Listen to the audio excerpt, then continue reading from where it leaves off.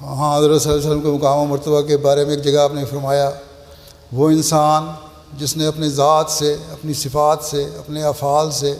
اپنے اعمال سے اور اپنے روحانی اور پاک خواہ کے پرزور دریا سے کمال تام کا نمونہ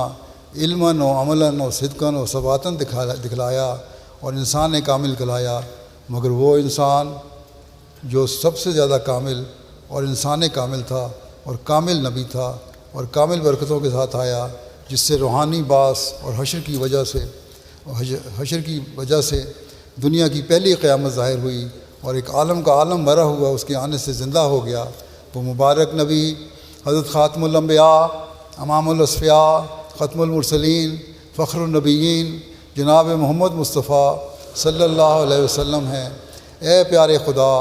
اس پیارے نبی پر وہ رحمت اور درود بھیج جو ابتدائے دنیا سے تو نے کسی پر نہ بھیجا ہو۔ اگر یہ عظیم الشان نبی دنیا میں نہ آتا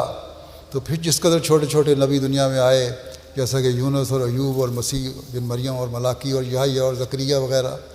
ان کی سچائی پر ہمارے پاس کوئی بھی دلیل نہیں تھی،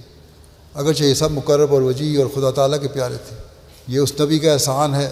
کہ یہ لوگ بھی دنیا میں سچے سمجھے گئے۔ اللہم صلی وسلم و بارک علیہ و آلہ و اصحابہ اجمعین وآخر دعوانا الحمدللہ رب العالمین۔ محمد محمد محمد رسول اللہ۔